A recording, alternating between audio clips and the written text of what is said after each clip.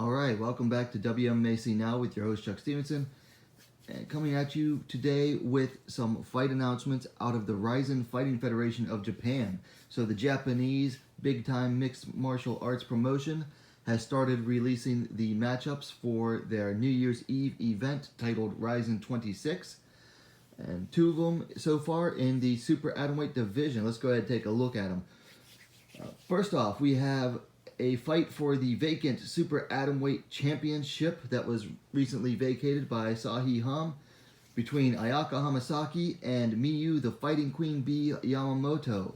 Hamasaki coming in at 20-3, Yamamoto coming in at 6-4. Now both are coming in off of a win. Hamasaki over Tomomi Sawa via armlock 3 months ago, Yamamoto via decision 11 months ago.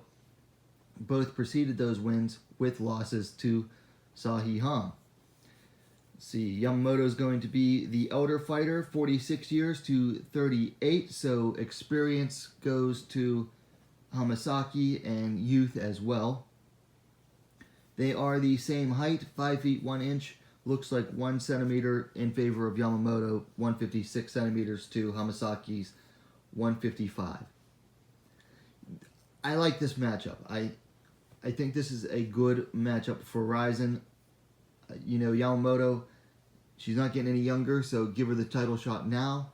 And also, she is coming off a win, and before the loss to Ham was on a nice winning streak. Everybody knows what she's going to bring in here. A lifetime worth of wrestling experience.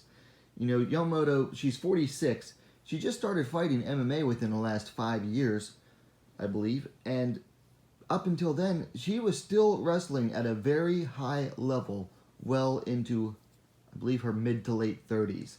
So she brings in a wealth of ground fighting experience. Now, as far as on the feet, you got to give the advantage to Hamasaki. She has that crisp, stiff jab and nice follow-ups as well.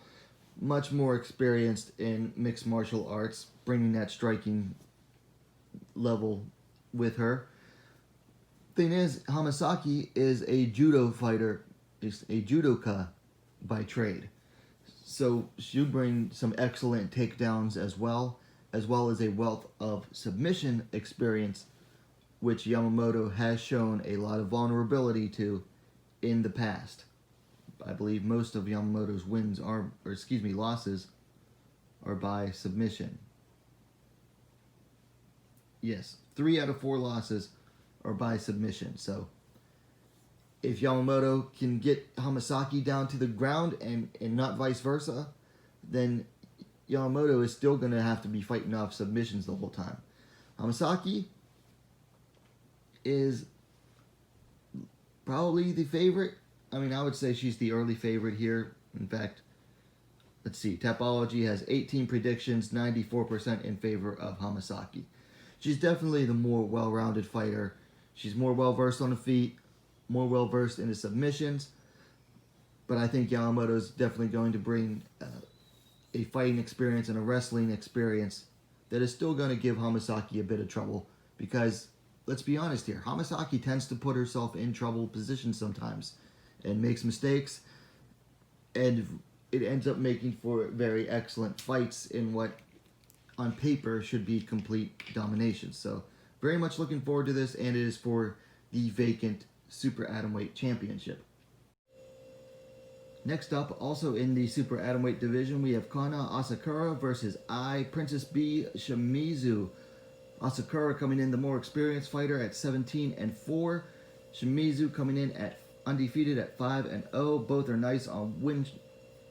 are on nice win streaks.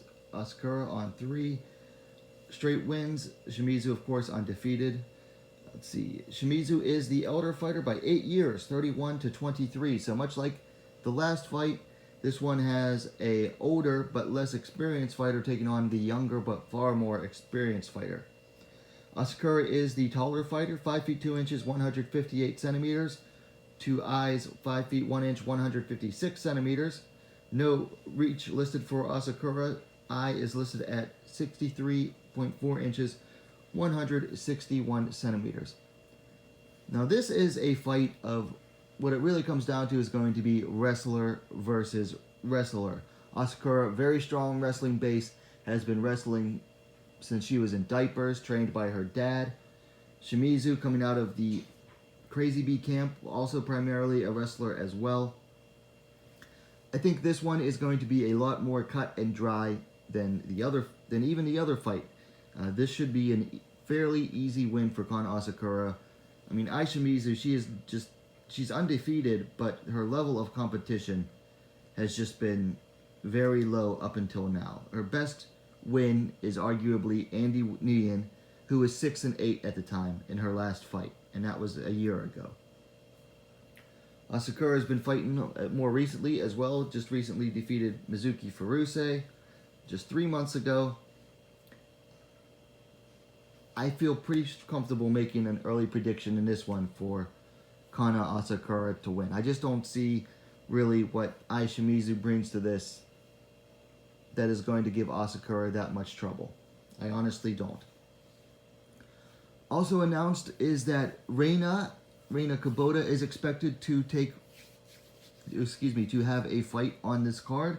They have not signed an opponent for her yet, so look for that announcement to be forthcoming. Always looking forward to a Reina fight.